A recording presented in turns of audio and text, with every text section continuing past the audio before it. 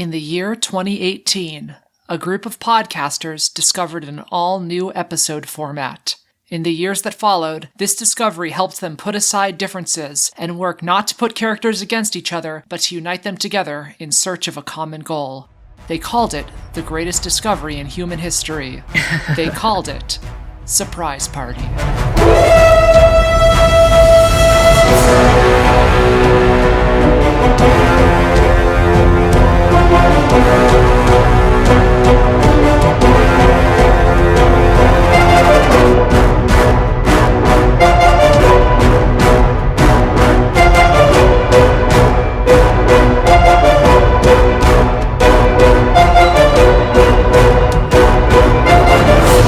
In 2148, humanity discovered a cache of ancient artifacts on Mars that belonged to a long-extinct race of aliens known as the Protheans. By studying these artifacts, humanity unlocked the secrets of mass effect fields, which allowed for, among other things, faster-than-light travel through a network of ancient space stations known as mass relays. But humans weren't the first to discover the Protheans' old galaxy-wide mass transit system. Not only have a whole host of aliens been utilizing the relays for centuries, the highest-ranking officials in the galactic government are also currently squatting in an ancient Prothean space station known as the Citadel. Despite the indignity of still being on the Protheans' proverbial cell phone plan, this galaxy of freeloaders is more or less at peace. And the people you have to thank for that are the Citadel's top operatives, the Spectres. An elite group of well-trained and well-armed covert operatives with complete immunity from all local laws and zero oversight. What could go wrong? As long as none of them start worshipping ancient spaceships that want to wipe out all sentient life in the galaxy, seems like a pretty good system.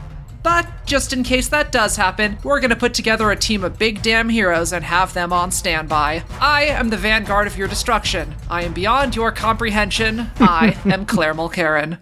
Joining me this week are three rudimentary creatures of blood and flesh who fumble in ignorance, incapable of understanding. Yep. Kit Mulcairn. Can I wait for a bit? I'm in the middle of some calibrations. Oh. Dan Mulcairn. Excitedly. Let's get this party started. And Meganbob. I didn't prepare one. I was just going to let people know that I am the non-Mulcairn representative. That's where I am in the Spectre organization. The not Mulcairn? We always have one slot open for a non-Mulcairn in the Spectres. If you haven't been indoctrinated into listening to Surprise Party before, the pattern has repeated itself more times than you can fathom. We take a classic team-centric story, in this case Mass Effect, and we replace the central characters with other fictional characters. Each of the hosts will create their own crew of the SSV Normandy, and then I will present them with a series of challenges. Whenever they have to shoot a robot, make a hard choice that no one else can, or kiss an alien in the name of galactic peace, they'll choose one character from their team and then explain how they deal with that challenge. After that point, that chosen character is unavailable for the remainder of the game. At the end of each round, I'll decide privately which character met the challenge best and assign Paragon and Renegade points accordingly. Once the credits roll and an obscure Canadian indie rock song starts playing, I'll see which player had the most points, and they and their party will be declared the winner. So first off, let's choose your characters, and in order to do that, we're going to roll initiative. All right, I've got a number. It's 18. I rolled a nat 20. Wow. All right. Oh. I rolled 17. All right, the order will be Dan, Meganbob, and Kit, but this order will be rotating every round. The first character is the soldier. Even though the soldier may have come from a world that's very different from this one aspect of the scenario that isn't new to them is military life. They spent some time in their previous story serving in the armed forces of their country, planet, kingdom, whatever. But whether they were a high-ranking general, an elite operative, or a guy who went AWOL during their first mission, they're now just another grunt in service to the Systems Alliance. Dan, who is your soldier? My soldier is Bill Adama from Battlestar Galactica. Oh, cool. Tell us about Bill Adama. Bill Adama is a kind of a lifelong military man.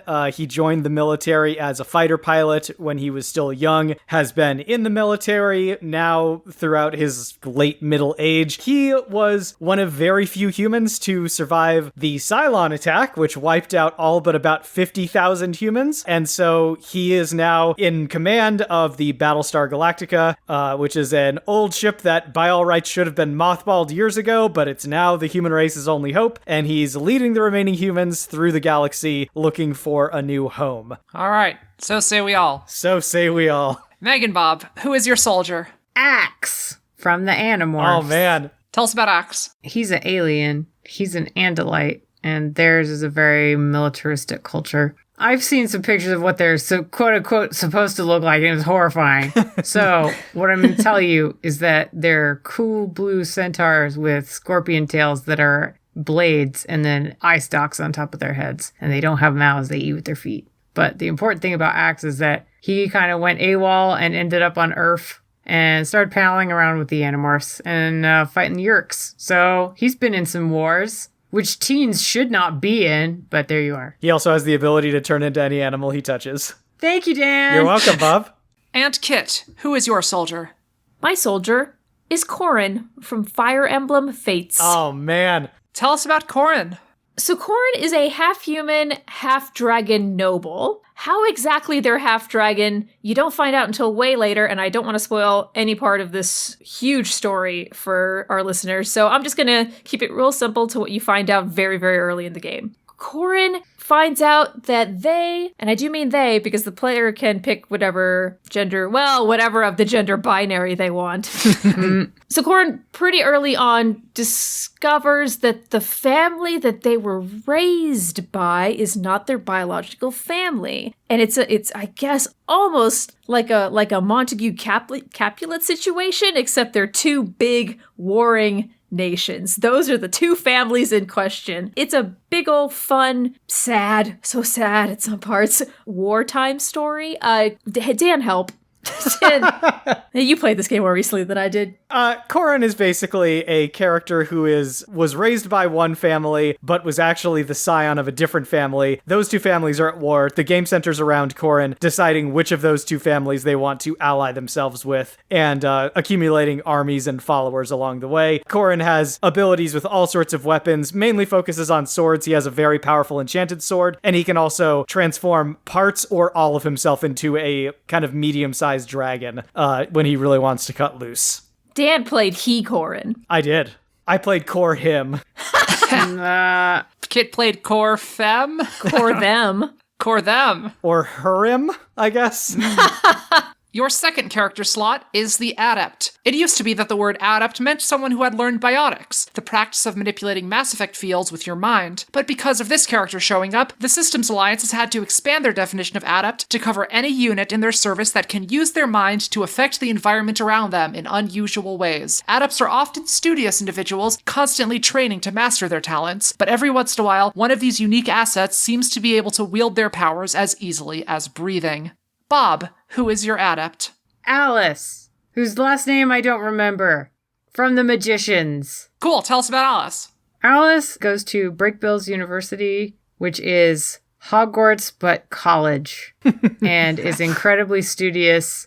She can do all kinds of crazy magic, and she is so powerful that she was able to pour her entire magical being into killing something, and then she became a being of pure magical energy. She's better now, but that's kind of her thing. All right. I know, Dan can't help me with this one, Nope. and I can't help myself, so this is a real dark place. Kit, who is your Adept? Dexter from DC Comics. Okay, tell us about Dexter.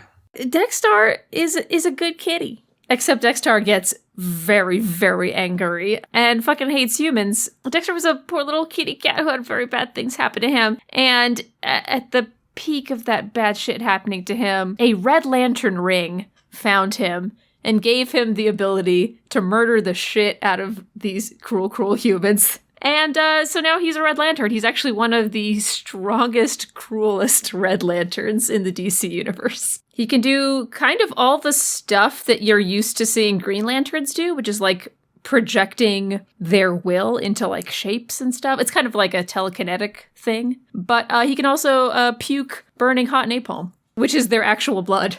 All right, Dan, who is your Adept? My Adept is Maleficent from Sleeping Beauty. Oh, that's very good. Excellent choice. Tell us about Maleficent. Maleficent is an evil fairy, which is to say, like, a really powerful witch. She can teleport and shoot green fire and place enchantments and curses on things and people. She can turn herself into a dragon. She has a cool bird, some idiot minions, and takes deep exception to not being invited to parties. Next up, the Engineer. The galaxy runs on machines, so it's helpful to have a person who understands how those machines work. The engineer might not be as useful in the middle of a firefight as some of their companions, but if there's time to repair, there's no technology-related problem they can't solve. Whether they're rigging the enemy base with explosives, hacking enemy robots to kill each other, or keeping the Mako in running order, it always pays to have an engineer on the team. Kit, who is your engineer? Lexington from Gargoyles. Aw, that's great. Cool. Yeah, tell us about Lexington. So Lexington is a gargoyle from a clan that, through some interesting and sad events, wound up basically being stuck in stone for a very, very long time until some rich fuck kind of unstonified them. And now they live in Manhattan, doing cool gargoyle-y things at night. And Lexington's he's like the nerd of the group. He's actually really, really smart. And even though he's from so long ago, he can actually figure out modern things, computers, etc., like even figuring out how like motorcycles work, things like that, really quickly. He's a gargoyle. He's like a little lizard boy with wings. Yeah, he's got kind of like a flying squirrel sitch going on. Yeah. Dan, who is your engineer? Well, apparently Kit and I are both going the Saturday morning cartoon route because my engineer is Panthro from ThunderCats. All right, two dudes who do machining. That's Tell right. us about Panthro. Panthro is a member of the ThunderCats, which is a humanoid race of felines that eventually crash landed on Earth after they were fleeing the destruction of their homeworld. Panthro, he's the inventor of the ThunderCats. He actually designed and built their high-tech headquarters, all their vehicles, various like weapons and gadgets that they use. He himself uses specialized nunchaku that have like chemical sprayers built into the handles. He has these spike-covered shoulder straps that can like shoot out as either spikes or as like grappling hooks or whatever. But in addition to being like the smartest of the ThunderCats, Panther is also the strongest and the most experienced. He's kind of somewhere between like the older brother and the dad of the group, but he's also just like a very amiable and chill guy. He wears a lot of hats, despite actually never wearing any literal hats because he's too busy saving the day. All right, excellent. Meganbob, who is your engineer? Fred and George Weasley, do they count as one person? If not, I'll take the one that is still alive.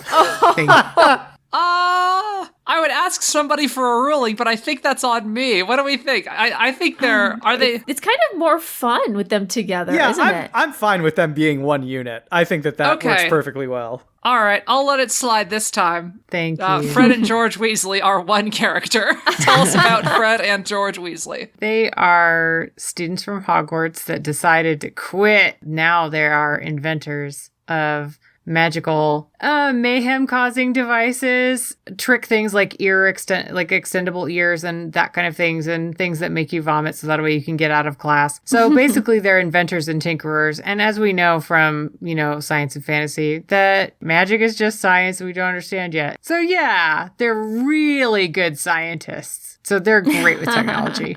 That's BS I can swallow. Yeah!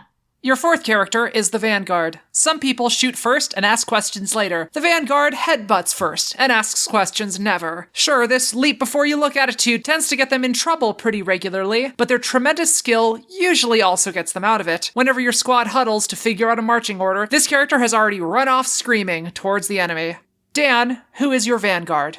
My Vanguard is Kanji Tatsumi from the game Persona 4. Yay! Oh, cool. Tell us about Kanji. Yeah, so Kanji is a high school student. He's kind of like a street punk. He's like a jock who doesn't really care about going to school a whole lot. He's brash and he's reckless, but he's also incredibly soft-hearted in a way that like deeply embarrasses him.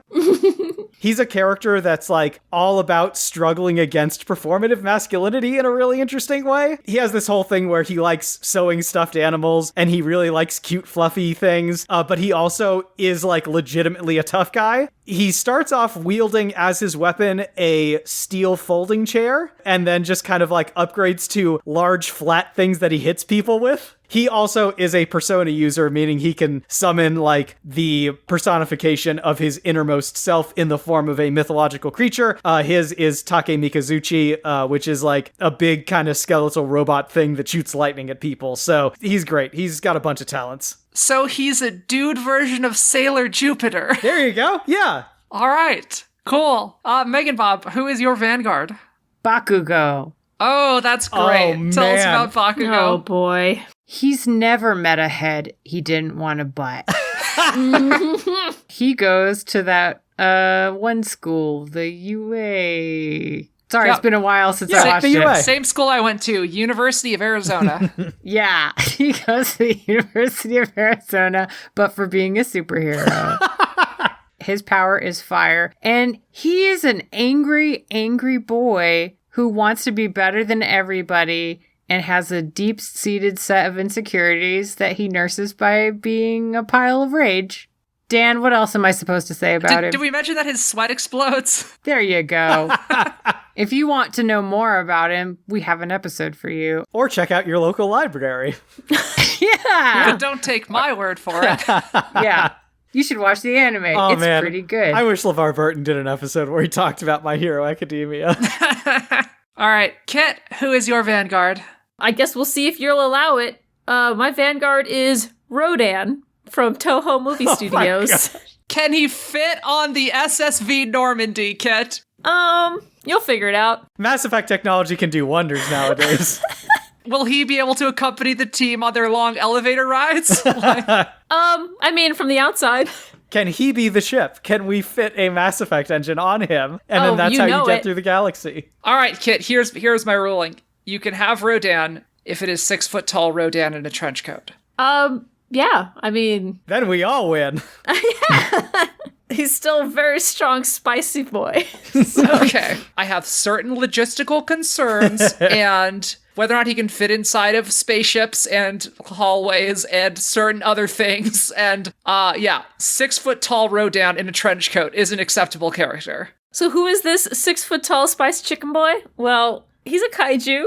He's normally, like, as big as Godzilla, but he looks just like a pterodon. That's actually where his name came from, the Japanese name, Radon. He's really associated with volcanoes. If you did see the trailers for the new Godzilla movie, he's the spicy boy that comes out of that volcano and has, like, supersonic flying speed that just blows things out of his way, and he's a good boy. I don't know what to tell you. Except that he's not. He's a huge asshole. All right, great. Your 5th slot belongs to the Infiltrator. Some characters are more comfortable in the shadows. The Infiltrator prefers to remain unseen. That is, at least until the right moment. Whether they intend to sneak into your high-end party to steal your priceless artwork, or take you out with a sniper rifle from across the street, whatever they have planned for you, you'll never see it coming. Bob, who is your Infiltrator? Lenik Gilo. Wow. What a choice. Lenik is a Rhodian, and he is a bounty hunter. He's also, I believe, an engineer to some extent. But mostly what he does is he gets into disguises to try and deal with the fact that he and 2 other people are in a ship on the run from the baddies in the Star Wars universe. And he is from the Campaign podcast. Kit, who is your Infiltrator? My infiltrator is Envy from Full Metal Oh my Alchemist. gosh. Oh, eek! Great. Tell us about Envy. So Envy is a homunculus. There are 7 antagonists, recurring antagonists in Full Metal Alchemist that are these homunculi, and they each have a special ability, and they're all named after the 7 deadly sins. Envy's ability is that he is a shapeshifter. He's very, very good at it, and he's not a good person. Not the least bit good. Villain all the way through. All right, Dan, who is your Infiltrator? Well, I'd love to tell you, Claire, but I actually don't know who my infiltrator is. But you know who Okay. does? The Shadow knows. Oh, Lord. Dan, thank you. Tell me about the Shadow. The Shadow is a pulp hero who appeared relatively recently in Smash Fiction, at least the Alec Baldwin version did. The Shadow is this guy who goes around, our second character who's going around in a trench coat and fedora, as it happens. He's like a street-level crime fighter, packs a couple of pistols, has the mystical ability to cloud men's minds via hypnosis. It allows him to not be seen, and also to, like, mess with people's perceptions and be real creepy and scary and stuff. Also has like a network of informants, like a vast fortune, whole bunch of alternate identities. He was Batman before Batman was Batman. And finally, the Dumpus. There's one in every party. You never take them on missions. You jam the skip button as they tell you about their backstory, and you act like just enough of a dick to them to ensure that the game understands that you have no intention of romancing them. I'm not going to name names here. I've heard that some people really like Caden. I don't. But you know what? This isn't about me and the characters I hate. This is about you and the characters you hate. Kit, who is Dan's Dumpus? You get to have John from Garfield. Oh, wow. John Arbuckle. Great. Thank you, Kit. He's a total sad sack. I think the more I describe him, the more sad I'm just gonna feel. So let's keep it short. He has a cat that he talks to a lot, and you as the reader get to see Garfield's thoughts back. Or maybe it's just John thinking of what his cat is saying back to him. Either way, he's just talking to this cat that doesn't actually talk back. I feel like you punched me in the stomach with that one, Kit. It's just, I don't really have to tell you. We were all having a good time, I but now, know. You had to bring out John Arbuckle. Dan, who is Meganbob's Dumpus? Meganbob's Dumpus is the Trix Rabbit. Yay! Okay. Oh, all right. Tell us about the Trix Rabbit. The Trix Rabbit is an advertising mascot for Trix cereal. His main defining trait is his inability to get cereal from young children. He almost literally cannot take candy from a baby.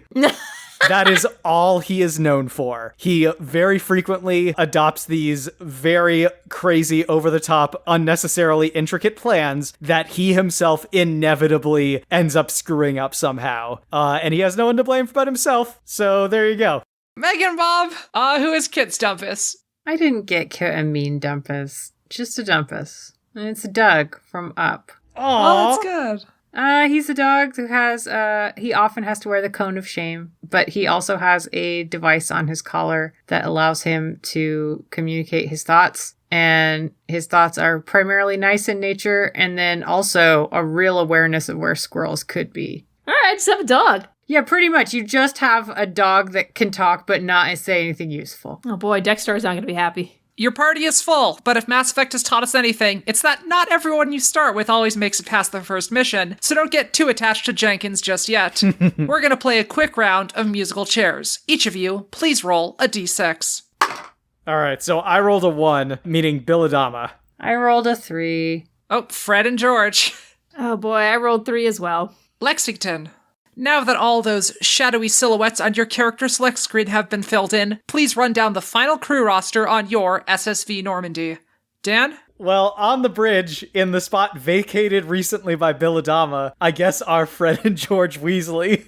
Down in her quarters is Maleficent. In the engine room is Panthro. Waiting impatiently by the Mako is Kanji Tatsumi. Lurking around somewhere in the shadows of the ship is the Shadow. And having gotten locked in the airlock is John Arbuckle. Meganbob? All right. I have Axe, Alice Quinn, Lexington, Bakugo, and then probably hanging out in the mess hall. And they really shouldn't be hanging out together, but I'm pretty sure it's Lena Gilo and the Trix Rabbit. Do not hang out with Lenik, Trix Rabbit. Don't do that. All right, Aunt Kit. All right, so my soldier, who's probably going to be leading the group, is Corrin from Fire Emblem Fates. My adept is Dexter. He's probably going to be causing a ton of collateral damage. My engineer is now Billadama, I guess. Can he hold a wrench? Yeah, I mean, he's been around for, like, decades on ships and stuff. He at least knows his way around, I'm sure. All right, good, because you're not telling Corrin what to do. My vanguard is Rodan, who may get along with Dexter wonderfully, or the ship may be destroyed as soon as they meet. My infiltrator is Envy from Full Metal Alchemist, and my Dumpus is Doug, and if anything happens to him, I will space everyone. Without any further ado, let's boot up that old Xbox 360. Ah yeah, look at that BioWare logo. You know what that means. Chapter 0, Character Creation.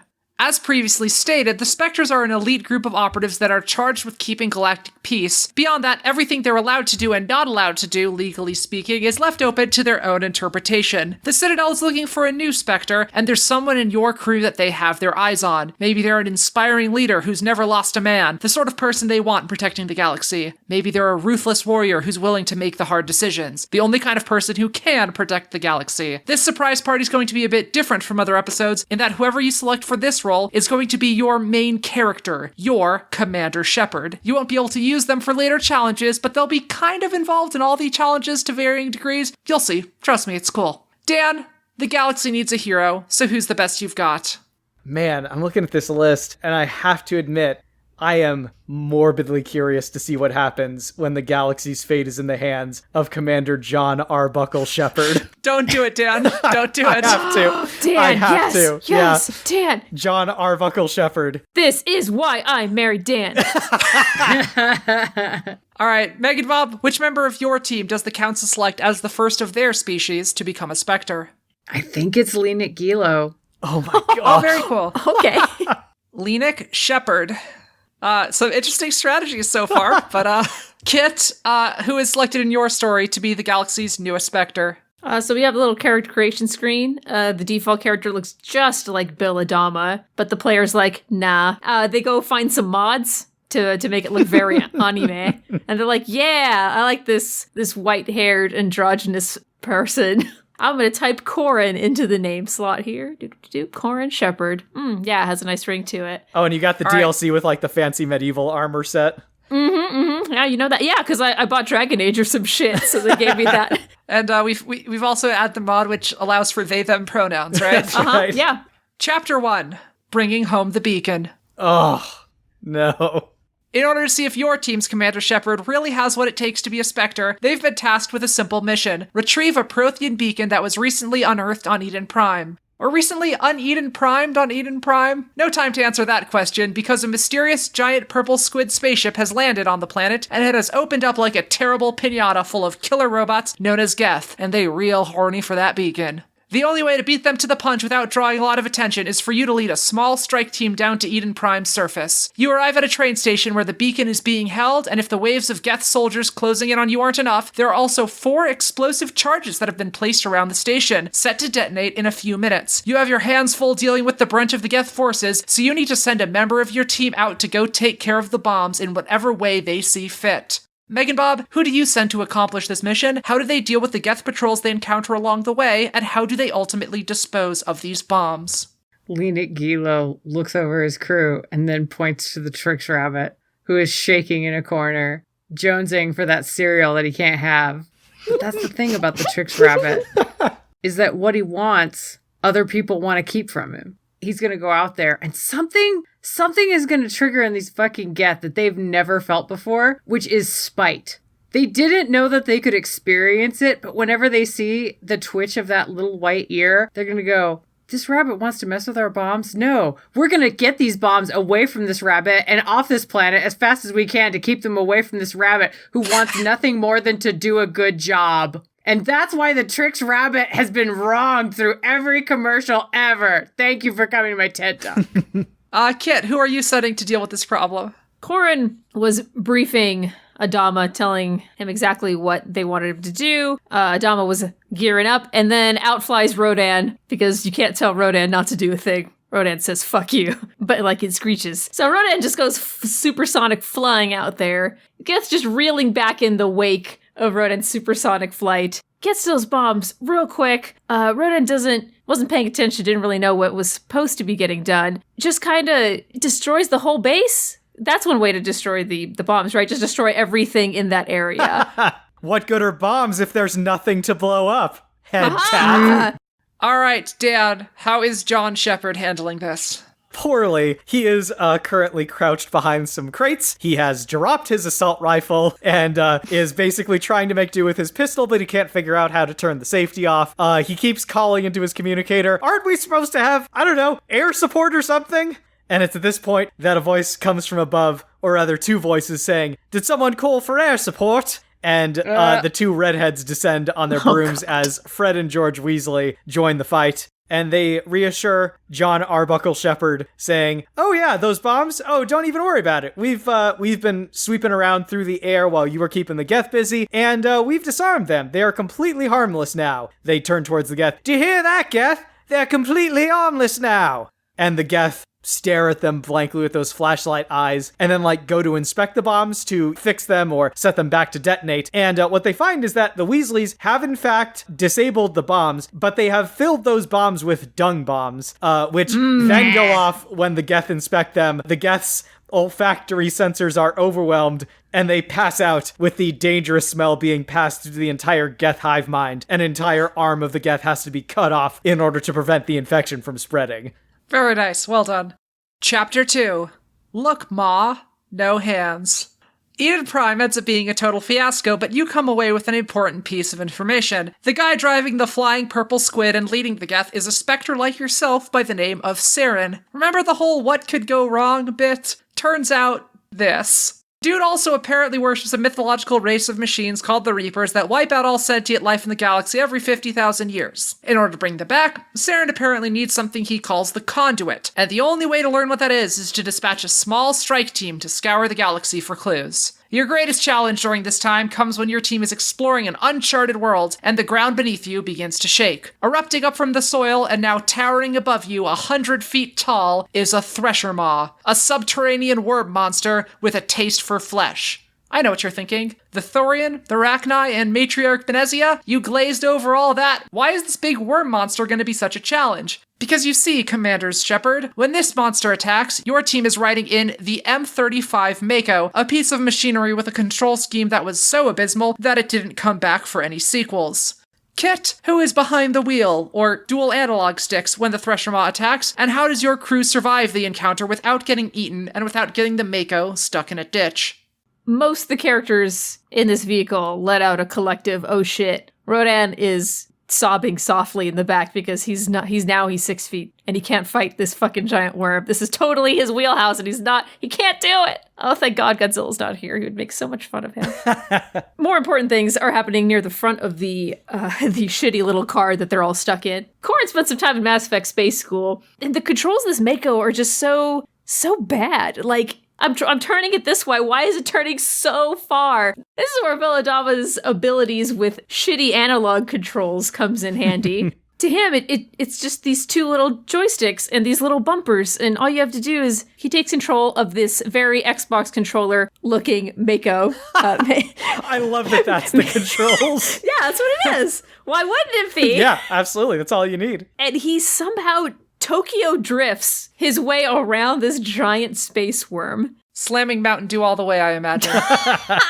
Dan, how do you deal with a Thresher Maw when all you have is the Mako and a can-do attitude? John Arbuckle immediately goes into freaking out. He says, "I knew this was going to happen. It was a Monday." And these sorts of things always seem to happen to me on Mondays. But thankfully, in the cabin with him is Panthro, who just pats him on the shoulder and says, "Why don't you move over? I've made some upgrades to this thing." And he pushes a button on the control panel, and this, fanged kitty mouth opens in the front of the Mako, and these two, long cat-like arms kind of stick out of the front, and the back of the Mako opens up, and you see that there's, this cannon that swivels out, because unbeknownst to everyone, Panthro has converted the Mako into the much superior Thunder Tank, which has multiple weapons. There's laser cannons and grappling hooks and a drill. It's actually able to climb up rock walls, unlike the Mako.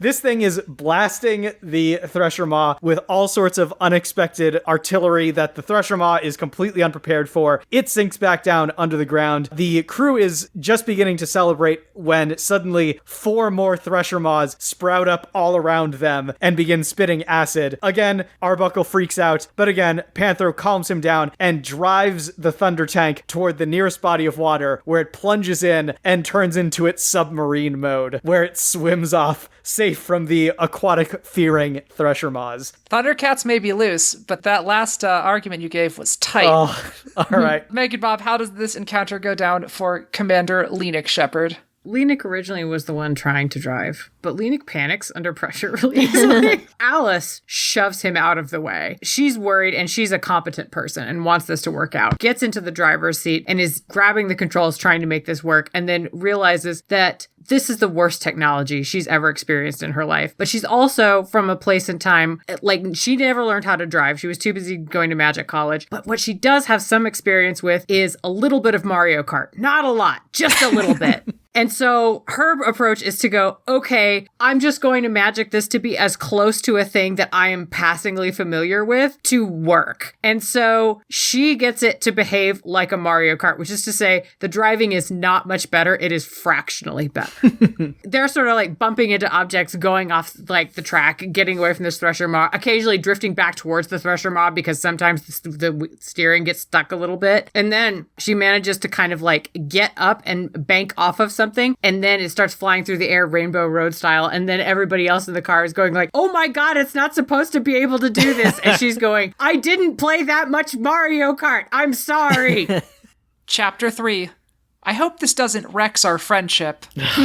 You still don't know what the conduit is, but you have found Saren's scenic seaside base on the planet Virmire. The base is surrounded by anti-aircraft guns, but, a small strike team proceeding on foot just might be able to slip through their defenses. You do just that, and as you arrive on the outskirts of the stronghold, you make a shocking discovery. In addition to his goal of finding a way to bring back the Reapers, Saren is working on a secret side project of his own, and this project has a special personal significance to a member of your team. So much so that they are now questioning whether or not they're on the right side of this war. You find this teammate brooding down on the beach, and as you approach them, they draw a weapon on you, bloodlust in their eyes. For the sake of this mission, you're going to have to put them down.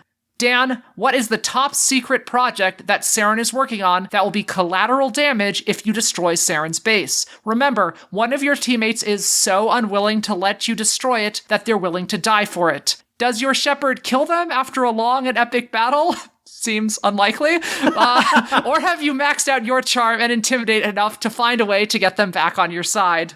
I think what the team discovers is that Saren has actually been experimenting with dark and evil magic, to the extent that Maleficent, who has spent a lot of time on this crew, sort of feeling like, the odd one out, the one that no one really understands or gets along with or socializes with, begins to feel more kinship with these agents of evil that Saren has begun to employ. She recognizes practices and elements of her own backstory in what Saren is doing, and after actually speaking with Saren a couple of times, realizes that she has a lot more in common with this villain than she does with, the Weasleys or Panthro or this weird Japanese school kid. Like, what is she even doing on this ship? She confronts John Arbuckle Shepherd on the beaches of Virmire, staff extended menacingly towards him. John is at a loss and is just like, you're a valued member of this crew. I don't understand why you feel like you're being so left out. And Maleficent is saying, are you blind? Look at who I'm with. None of you are even remotely like me. I am utterly unique on this crew, and it is mortifying to me. It is so intensely lonely, and this is my chance to be with someone who can actually understand what I'm going through. Don't think that I didn't notice you didn't invite me to that birthday party that you had down in the mess hall. I could hear it from my quarters. I could hear that you all were there celebrating. And John Arbuckle Shepherd says, well, Maleficent, we didn't invite you because we were serving lasagna. Maleficent looks at him strangely and says, why would you not invite me because you were serving lasagna? And he says, well, aren't you allergic to pasta? And she says, no, that's not even a thing. Like, gluten intolerance and gluten sensitivity is a thing, but I don't have celiac. Allergic to pasta? You really think that you've seen me eat bread? You think that I'm allergic to pasta? And in all of her ranting, she suddenly realizes something. John Arbuckle is a helpless idiot and is completely and totally unprepared for what this galaxy has to offer against him. And she feels an emotion she has literally never felt in her entire life. Pity. She deeply pities John Arbuckle. And from that comes a desire to protect him. And she realizes that a lot of hapless idiots are going to die if Saren gets his way. And it may be the way that she's familiar with, but she just can't let him go through this. and she can't let this poor hapless idiot who wanted to protect her from dangerous lasagna suffer. Oh, that's so tremendous. I love that so much. All right, Meganbob, what secret project is your Saren working on, and how do you deal with a teammate choosing that project over you? Saren's working on a really weird project. He's trying to kind of go a PR angle, and he's trying to discredit this group of people that Lenik Shepard has going as a way of destabilizing, any kind of opposition that he's experiencing. And so one of the things that he's been working on is trying to spread rumors that Bakugo is unstable and dangerous and not to be trusted. And if this is who the galaxy is using to protect it, then the galaxy is obviously in big trouble. The thing is, though, that Bakugo's like, yeah, I am dangerous and unstable. You should be afraid of me. What's wrong with you? And he's like, if you stop this, then people are going to think that I'm soft and weak, and all those pictures of me cuddling ducks are going to get out. And I can't have that. And so he is standing on the beach going, if people know that I'm a soft, nice person at all, even a little bit, which I am not a soft and nice person, I am definitely an emotional train wreck, then I can't have that. I want this to continue. And Lenik Gilo sort of looks at him and goes, you are a dangerous and emotional train wreck, aren't you? He's like, here's the thing, though. And this is because Lenik Gilo is maybe not a great influence. If we can destroy this project and people don't know this about you, then you could lure them closer and can destroy them whenever the time comes. And he's like, yeah, I could do that, can't I? And then Bakugo realizes that he can use subterfuge in addition to being a dangerous and kind of like, a little bit damaged boy. So there we go. That's how Lenik fixes this situation. By making it worse. And finally, Kit, how does all this go down in your universe? Corin sees that one of their teammates is missing. It's their sweet doggo, Doug. And Corin finds out that Doug is sitting in the sloshing waves of the beach, just staring out. And at first, Corin feels like, oh, okay, well, dogs love beaches. Maybe that's what that's all about. So Corin goes up to Doug and asks if there's anything wrong, and Doug replies, I was just sitting in the water, staring at the waves, brooding, because I love you, but because I am also torn. Doug discovered that Saren's plan is to make squeaky toys that dispense sausages and also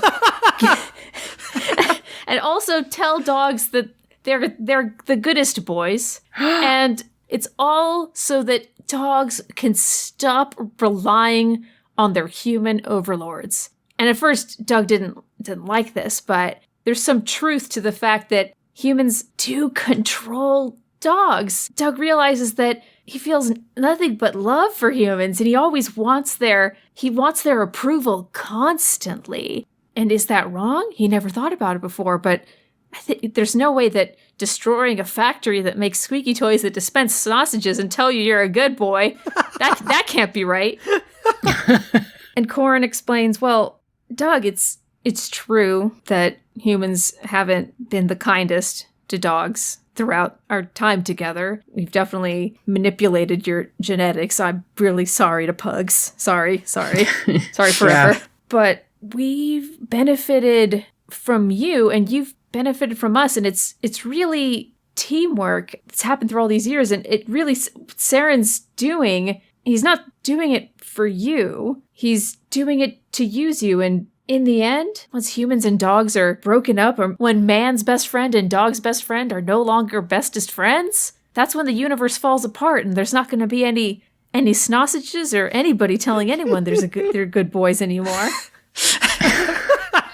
And Doug is quiet for a bit before he finally says, that doesn't make a lot of sense, but I love you. Aww. Let's kill Saren, like the dirty squirrel he probably is. Chapter 4, Shepard's Choice. During the assault on Saren's base, you assign the two teammates that you haven't used yet to a pair of very important jobs. One leads a frontal assault on the base to draw the attention of Saren's forces, while another sets up a giant bomb at a key weak point within the structure. We'll call them Teammate A for assault, and Teammate B for bomb. Unfortunately, Teammate A's plan works a little too well, and they find themselves pinned down by Geth forces, unable to make it to the rendezvous point before you have to detonate the bomb. The only way to save Teammate A is to lead a small strike team to rescue them, while Teammate B finishes setting up the bomb. But when you're halfway there, you see a Geth dropship heading back the way you came, towards the bomb. Teammate B knows that they won't be able to defeat all those Geth alone, but they can hold them off for a bit, and they can activate the timer on the bomb to ensure that even if they die, Saren's base will still be destroyed. Meganbob, the two teammates you haven't used yet are on opposite sides of Saren's base. Each one is pinned down by Geth forces, and a bomb is going to atomize the entire base in about 5 minutes. You only have time to save one of them before you have to get the hell off planet. Which teammate does your squad save? Axe or Lexington? What form does this rescue take? And for the teammate who is left behind, what do their final moments look like? Axe didn't realize that he had been picked to be saved. Back on the ship, he goes to find Lenik and is sort of grilling him and going, why did you choose me? That was a bad choice. That was the choice that a bad person would make. And Lenik Gilu gives him such a look of, are you kidding me? You can turn into other things. If we need a guy who can fly, like we could have just had you acquire Lexington. You can acquire anything. You are a human copy machine. Sorry, not a human copy machine. Sorry, that was very speciesist of me. I do apologize. An Andalite copy machine. We can't even put a price on what you are. And Axe goes very silent and gives him this long look and then thinks about all the things that he loves about being alive and is silent for a moment and then turns to Lenik and says, no, if this is the price that I have to pay to taste a Cinnabon again, it is too high a price. And then he walks out. All right, Kit. So between Dexstar and Envy, which teammate do you choose to save, and what happens to the other one?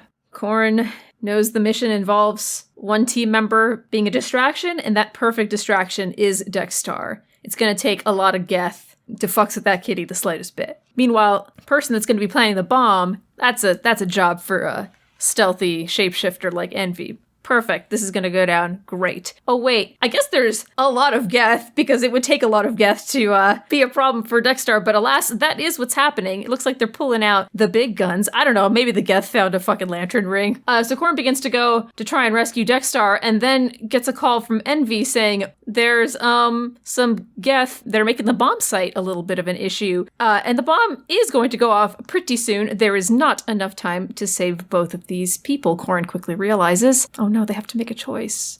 Neither of them are good people. Envy, they've always suspected, had motives of his own, and Dexstar is really just one bad can of Friskies away from just making everyone spaced. I guess it just comes down to who is most valuable, trustable? I guess it's the good kitty. You can at least kind of work with an animal a little bit. So Korn makes the hard decision to go help out Dexstar and apologizes to Envy, which Envy does not take that well. Screams traitor and bloody murder. And in the background of the call, Korn hears pew pew pew and Gethy noises and shit before it cuts out. A few minutes later, the bomb goes off and Korn just assumes as they escape with Dexstar what happened to Envy. But in a scene that only the video game player can see, Envy used his shapeshifting powers to become a Geth and sneak aboard the Geth ship and ultimately get to Saren and defects. Oh, man. So it wasn't Doug's betrayal that we needed to worry about after all. Of course not. Doug is the goodest boy, and Envy was never a good boy. Dan, how does John Arbuckle Shepherd handle this impossible decision of choosing between the Shadow and Kanji? Yeah, so Kanji is leading the assault team. He's pinned down right now. Shadow went in to make sure that the bomb was set up. They're both in a lot of trouble, and they're both arguing over the comms with John Arbuckle Shepherd about which one should be saved. Kanji is saying, I knew the risks going in. I was supposed to be a distraction, and I'm distracting them, so let me do my job. And the Shadow is saying, no, listen, I can set off the bomb either way. You need to go save Kanji. He's just a child in all of this. John Arbuckle spends a lot of time staring off into the middle distance as he hears them fighting over his comm, and then he eventually says, listen, I'm sorry, but the bomb is too important. We can't risk it falling to the Geth. Kanji, I'm sorry. You're going to have to fend for yourself. Wow. And so he leads the other team members as they begin to fight their way back through the base heading towards the courtyard where the Shadow has the bomb set up, and he's desperately defending it. They fight their way through the enemy forces, making their way through the hallways. Eventually, they emerge out into the courtyard, and they look up expecting to see the Shadow and the bomb, but instead they see Kanji, surrounded by Geth. And then the area around them ripples, and they realize that they were led outside instead of to the courtyard, because even from here, the Shadow can cloud men's minds. Oh, shit! With no further time, they rescue Kanji, retreat to the Normandy, and take off, sparing only a glance backwards at the flash of light. That means that the Shadow's mission has succeeded. Fuck you, John! Trying to kill Kanji. Chapter 5. 2 seconds of blurry side boob. After destroying Saren's base, you learn some interesting facts. Like, Saren's big purple squid ship thought it might be a Reaper ship. Nope, it just straight up is a Reaper by the name of Sovereign. The rest of the Reapers are all chilling out in dark space far outside the galaxy, but Saren is planning to seize control of the Citadel, which turns out has the ability to summon all the Reapers right out of dark space and into the center of galactic civilization. Gonna be a pretty bad scene once that happens, so you are rushing to the planet Ilos to try to stop him. But before that happens, after all your thrilling adventures, near-death experiences, and long elevator rides together, you made a special connection with another member of your team. And before your final battle against the Geth, Saren, and Sovereign, you have time to take this special friend of yours out on a date. The only way to fight back against the existential dread of your impending deaths is with a small strike team of 2. Claire, you know that I pick basically all animals, and you would do this still. Kit, you brought a dog to a smooch fight. I did That's not on bring you. the dog. So, Kit, who does Commander Coram Shepard take out for a very special evening, and what do the two of them do? Well, I guess this is the least weird option. One day the crew decides that they finally have a little bit of town time. This galaxy-saving mission is really wearing on everyone. So, a trip to the Citadel is in order. By the time they land, Rodan is absolutely furious, but not that anyone really seems to understand what all those screeches mean.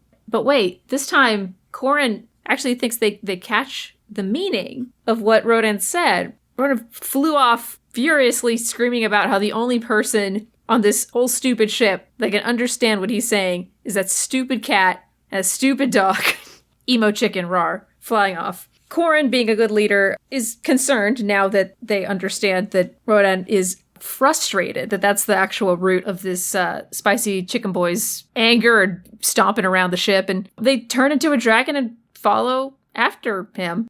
Rodan is surprised to see something keeping up with him. They get into a little midair battle because that's how Rodan do. Corin quickly tries to reassure, oh, wait, it's me.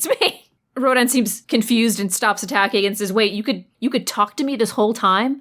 Corin explains, no, wait, I didn't realize I could understand you. I've been kind of trying to learn about my dragon side this whole time too. But look, hey, I can understand you, and I guess I'm kind of closer to you than I thought. Rodan says, we'll see about that. And he just shoots off. Corin understands that this is some kind of macho challenge that they must accept in order to gain Rodan's approval. So off Corin goes, and they wind up having an awesome aerial race. They loop around buildings. They have to fly sideways to get through small gaps. They scare the shit out of Asari when they fly too close to the sidewalks. They do that awesome thing where they dip a wingtip into the water as they fly over it. Oh, yeah. By the end of the race, they're both actually having a fantastic time. And when they land on a rooftop, Rodan seems happy for once. And Corin realizes that they, for just a little while, forgot about how stressful it was being Commander Shepard. And they don't bone down here, because that's nasty. But, maybe later in the game, oh look, Corin laid an egg. Oh, man. But we can't have children in this war, so we're going to just put this baby in an alternate universe, and they're going to come back all, teenage-aged later on. Look, Fire Emblem's a weird game. Yeah, it is. But we are going to have another party member in a little bit, so that's nice. We can replace Envy that way. Dan, how much investigation do you do on a first date before you say, I should go? The Normandy docks briefly at the Citadel before they head off on their final mission. Commander John Arbuckle Shepard finally gets up the courage he needs to ask out the member of the crew that he's had his eye on this whole time, who is Panthro. The two of them go out to a very expensive restaurant on the Citadel, but it is very like cheesy and tasteless at the same time. But John assumes that because it's expensive, it's like very classy. He goes in his usual date outfit that he wears in Garfield comics, which is like a checked jacket and a polka dot bow tie. Panthro, for his part, decides to dress up a little bit. He still wears his exact same outfit with the like spiked suspenders, but he just wears a tie around his naked neck and over his bare chest. The two of them have some interesting conversations over dinner. They're an unusual couple, to be sure, but Panthro, he finds that his perspective on John has changed. You know, he at first thought that John was this idiot who had like no real grasp on reality, who just sort of like made these ridiculous leaps in logic and had no competence whatsoever. And now he realizes that that's exactly who John is, but he starts to realize like how fulfilling it can be to like be with a person that you can always teach, and that like you can feel confident that you can guide them through wherever they are in life, that you can have a hand on their shoulder and, you know, really like help them through things. So that's like where Panthro's coming with this whole relationship. John's perspective is a little bit simpler because John Arbuckle has always been a cat person. Yeah, I knew that's where you were going with that. You know, Panthro looks like a real swole normal. Jesus. Oh, God. I think I have to go to the doctor. I think I have a condition now that I didn't have before. Normal went to Abu Dhabi and came back jacked. What have we done? All right. Meganbob, as our resident fan fiction expert, I have a question for you. What base is it if you show someone your butt for like a second before it cuts to black? I'm gonna say second and a half. So shortstop, you mean? Yeah, shortstop. You give him the old shortstop. So it's late at night. Everyone else is asleep.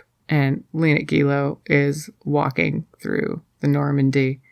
And the Trix Rabbit is sitting in the mess hall, just staring and holding a bowl of like an empty cereal bowl in his hands and looking at a box.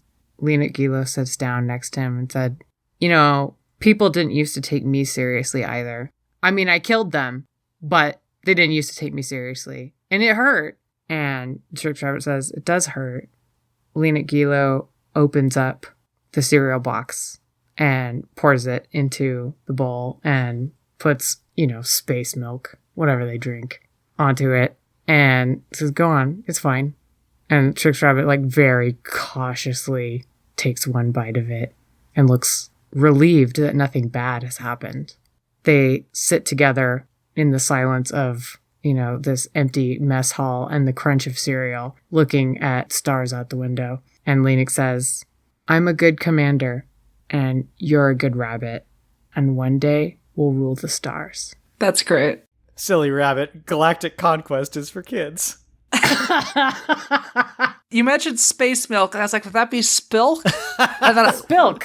One, I don't like Delicious that phrase. And then spilk. Also makes the like idiom very troubling because there's no use crying over spilled spilk. That's just very sonically unpleasant. Yeah, sure is. Chapter 6, DLC characters. Good news! On Ilos, you find the conduit, which it turns out is a hidden mass relay that serves as a secret back door that can teleport you into the Citadel. Bad news? Saren already used it. So that means while Sovereign and the Geth fleet are now conducting a frontal assault on the Citadel, a small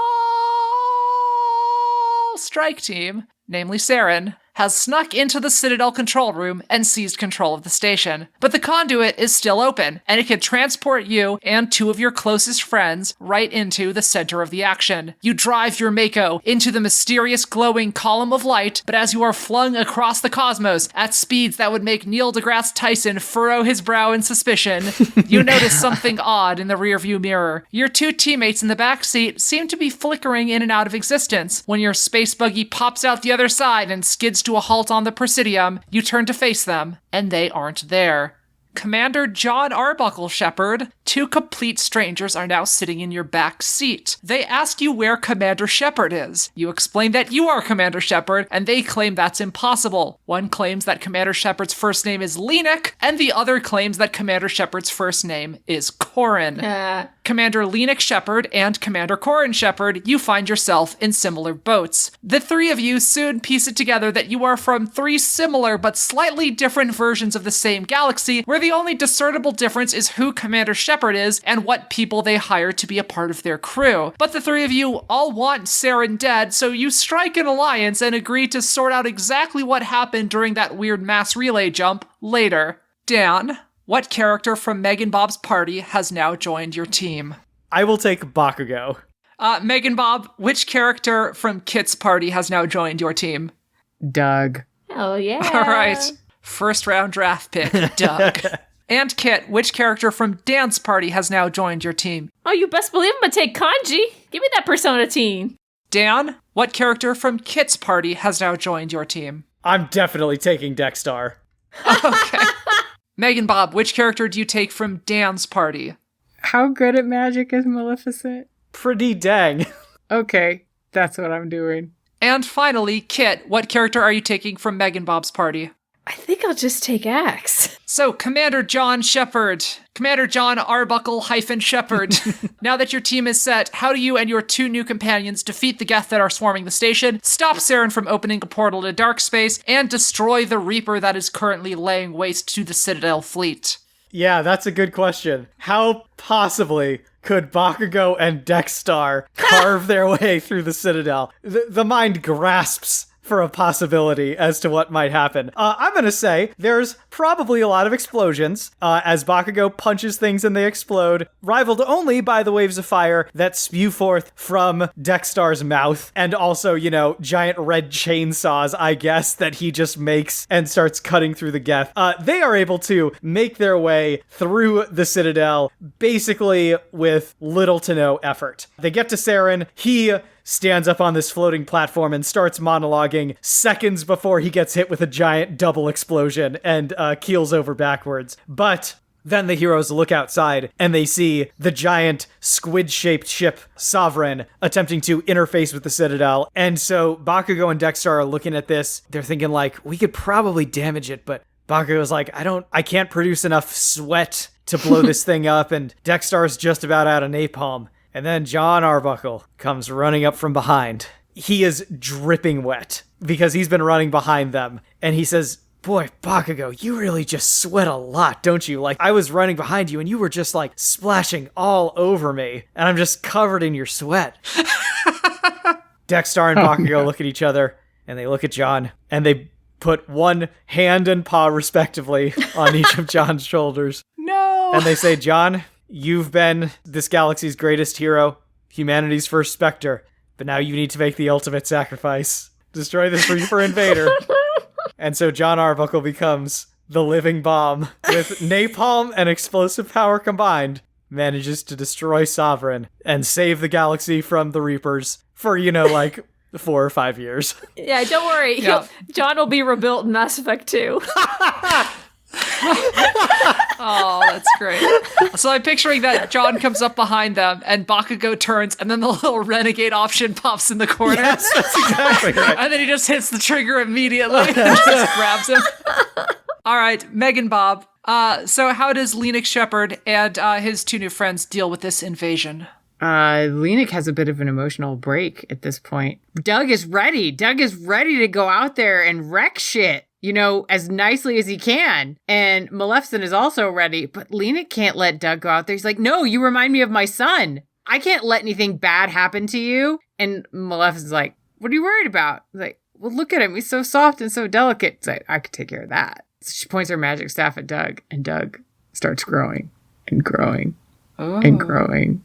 And now he is not quite the size of a Reaper ship, but he's quite big. And so Maleficent and Lenik just stand back and watch as Doug, in all of his enthusiastic glory, just starts happily licking all these geth, and his saliva gets into all of their little joints and everything, and they start fizzing and seizing up and breaking down. And then the Reaper ship comes, and Doug looks at it, and then he remembers Saren's promises of a world of sausages.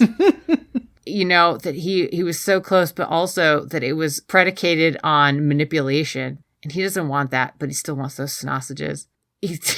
What they see is this enormous dog maw, like jaws, coming up towards the ship as the voice coming out of his little collar just says, "Give me my sausages!" And then he just grabs the ship and goes, "Arr!" and shakes it to pieces.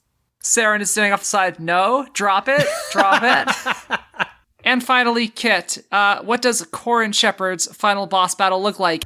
This motley threesome rides the shuttle into the battle. Kanji and Axe are very confused as to how they got here, but the scenario is still the same, so they just continue on with their job. Corin goes out ahead, slashing through geth waves with their sword, sometimes transforming into a dragon to take out larger groups. Kanji didn't come over with his weapon. He didn't glitch over here with his weapon, but no worries. He rips a seat out of the shuttle and is using that as a weapon now. So he's doing a great job covering for Corin. And, oh, who's this? On Corin's left is a Krogan?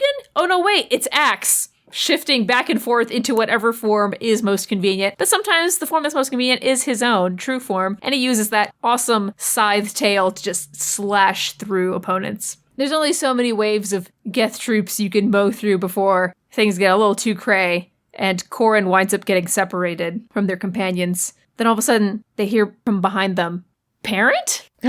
Corin turns around, and it's their non-binary child that they had with Rodan.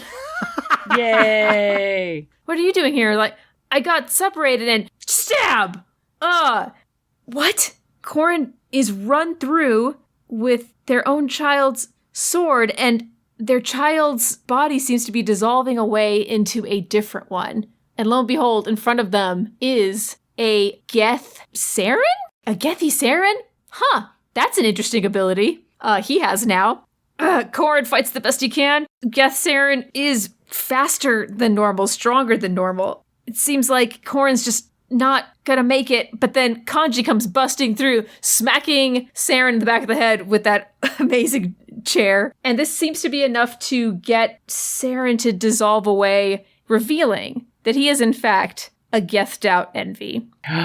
We find out that Envy actually wound up taking Saren's position, and Sovereign was more than okay with having this incredibly powerful character as his new general of sorts. Envy basically gives one last line of like, "I was gonna be mad that you betrayed me, but I was planning to betray you first. You just beat me to it, and that's a problem." Kanji and Corin continue their fight. Corin's losing a lot of blood. Kanji's just a freshman. He's doing his best. He's summoning his persona to bring down lightning on Envy, and it seems like they are killing him, but Envy just keeps regenerating. They have no idea if he can do this forever. Finally, it seems like it's just too much when all of a sudden the roof comes crashing in on them and a giant thresher maw crunches down on this gethicized Envy and eventually transforms back into Axe. Yeah! Oh, that's great. Corin thanks their new friends and asks Axe, where'd you learn how to do that?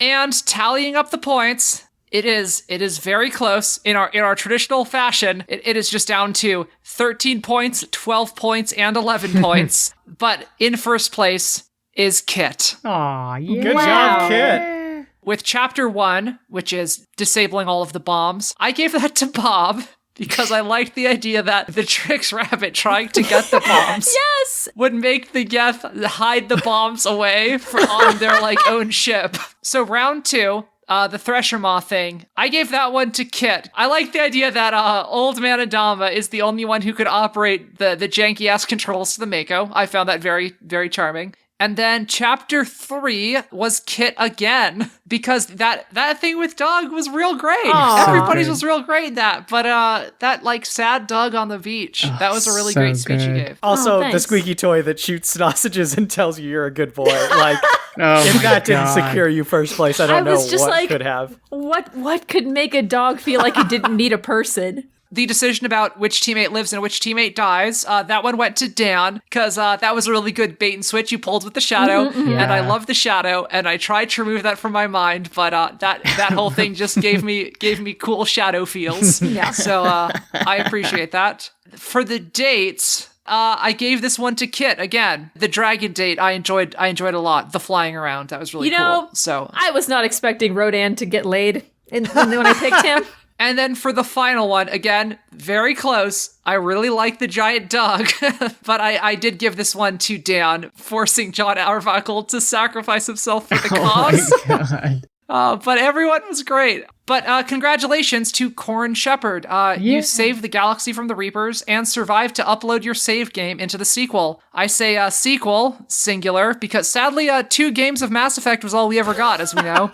Wonder if they're ever going to make that third one. Boy. Or possibly that- even a spin-off of the series in which you go somewhere else. Oh, like on a newer platform or something? That would be something. We can if they ever only did that. imagine. Anywho, Kit, why don't you take a moment to tell us what your characters do now that the galaxy has been saved? Asterisk for now. It's temporarily a time of peace, and now that Corin and Rodan don't have to fight, they can actually get to know their now teenage child. Because in Fire Emblem, children age up very quickly. Oh, Japan. But they get to be a nice little happy family. Adama, I don't know, retires and goes and starts a Thresher Maw farm because he's the only one. He's the only one that really appreciates them and what they do for the ecology of the various planets. Like, nobody realizes how much they're moving through the substrate really allows new life to form. So, and he's the only one who can really survive. He's the only, like, gamekeeper that cannot be eaten by the animals he's trying to protect. I'm picturing he's hurting them by like driving in a Mako that's been designed to look like a giant sheepdog. Yes. Absolutely. Oh, gosh. And I guess we need to give something for Axe and Kanji to do. Well, they kind of bond over the fact that they don't have the home that they used to. Axe is a smart alien, and Kanji's a nice kid. So they bond over the fact they're both about the same age and need to get back home. So they go out on quests to figure out if there's anything behind the mass relays that can help them get back. Can we say that Axe allows Kanji to touch that cube so he gains the power to turn into animals, and then Kanji helps Axe to unlock his persona? Fuck Aw. yes! Fuck yes! Okay, wait.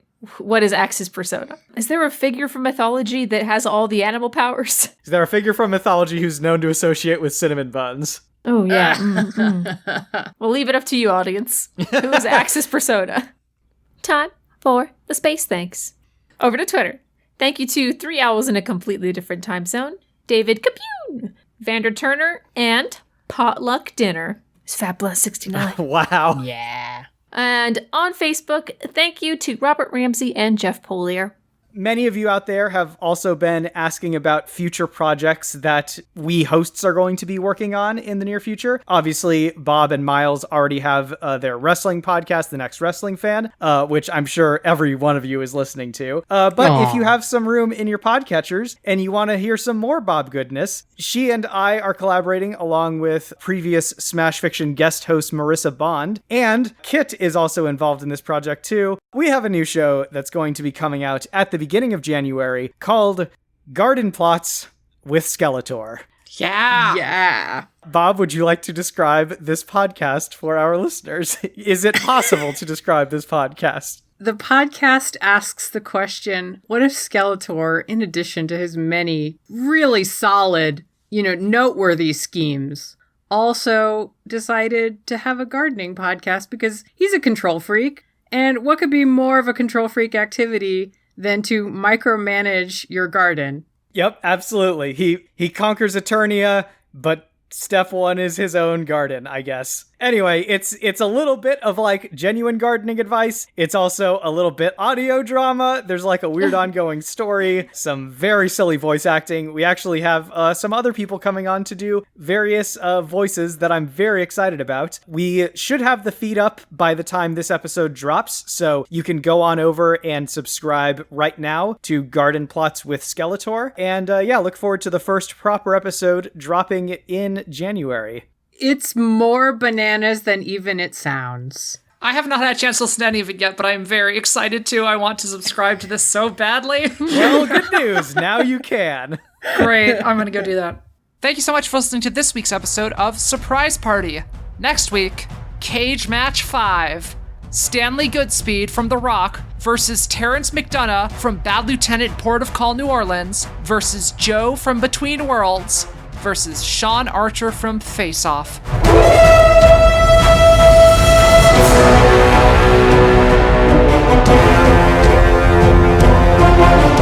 Smash Metafiction is produced by Dan Mulcairn, with logo design by Claire Mulcairn. Special thanks to Kevin MacLeod at Incompetech.com for our theme song, Volatile Reaction. You can find us on Twitter at SmashFic Podcast and search for the Smash Fiction Podcast on Facebook, Tumblr, and YouTube. Subscribe on Apple Podcasts or your podcatcher of choice, and if you leave us a good review, we shall become more powerful than you can possibly imagine. Smash Fiction is made possible thanks to our supporters on Patreon at patreon.com/smashfictionpodcast. Please consider donating as little as $1 each month. It helps us keep the show going. And we have great rewards and extra content for those who help us out. If you have any suggestions, feedback, or other contributions, send them to us at smashfictionpodcast@gmail.com and help us continue the fight.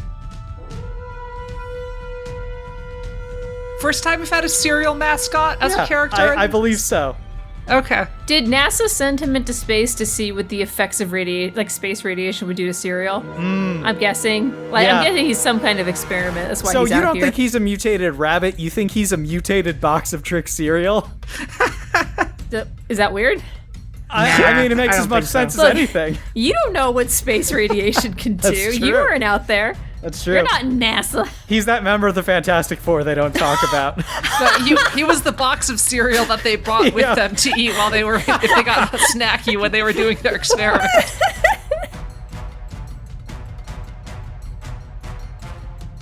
Kit, who is behind the wheel, or dual analog sticks when the Thresher Maw attacks, and how does your crew survive the encounter without getting eaten and without getting the Mako stuck in a ditch? Let's see, it can't be the dog. That would be ridiculous. I like that for a lot of these, you're gonna be like, okay, who has thumbs? No, not you. For a firearm-centric game, you chose a lot of just straight-up animals. How do I rank these? I have to rank a Matisse against a Duchamp against the Parthenon. It's like I'm so curious about which of us is which in this insane comparison. I call Parthenon. Yeah, I was gonna say Rodin leaves a lot of buildings in ruins, so I feel like that makes sense. I mean, I am the kind of person that would sign my name to a urinal, so Duchamp jokes.